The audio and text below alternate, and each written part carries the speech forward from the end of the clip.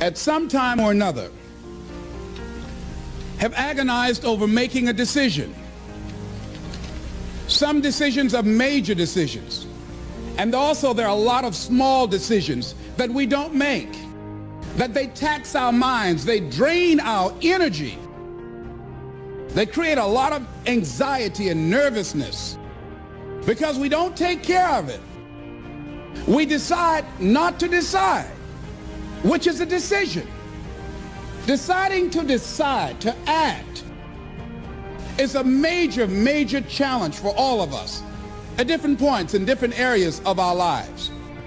And there are things that happen to us along the way, experiences that we have that prevent us from working through the mental block of acting, of doing those things that we know we ought to do.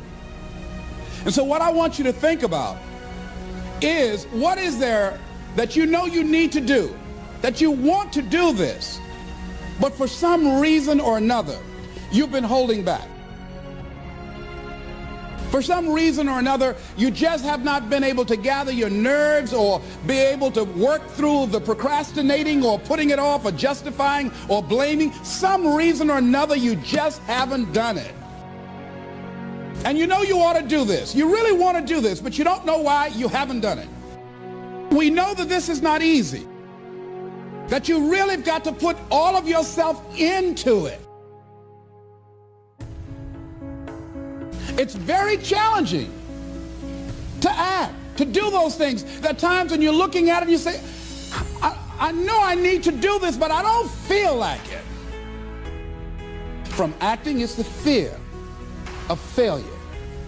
And if you've already failed, you don't want to fail again. The pain of that, the disappointment, the fear of loss is another thing. Because many times when we do those things that we know we need to do, we feel that we might lose somebody. Many of us don't act because we want other people's approval. Many of us don't do the things that we want to do and don't act because of lack of self-confidence. We don't believe enough in ourselves. There are a lot of people that their jobs are making them sick because they won't act. You check out the absenteeism and people that are depressed. And so there are many reasons why we don't act. There are other things, though, that affect us. It's that not wanting to take personal responsibility. We want somebody else to do it. Many times we pick up our inability to do certain things from people that we love, people that we admire.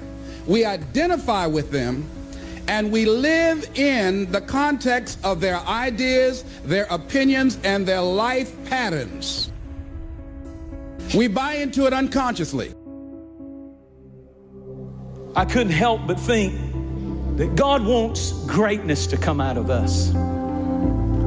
But it takes a humility to handle greatness. You can't believe one way and live another way and be great. It's going to cost you some time. It's going to cost you some energy. It's going to cost you some sacrifice. It's going to cost you some resources. It's going to cost you some hours of your life laying down, paying the price, going the extra mile, doing what other people are not willing to do. Greatness is not cheap. Greatness always costs more. That's why there's not many people who achieve greatness. They're not willing to pay the price.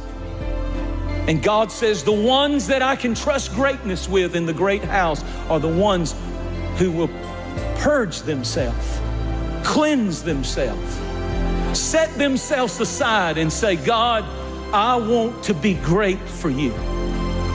I want you to touch my life with your grace, and I want to see greatness break forth in my life for the glory of my King. You can spend your whole life imagining ghosts, worrying about the pathway to the future, but all there will ever be is what's happening here. And the decisions we make in this moment, which are based in either love or fear.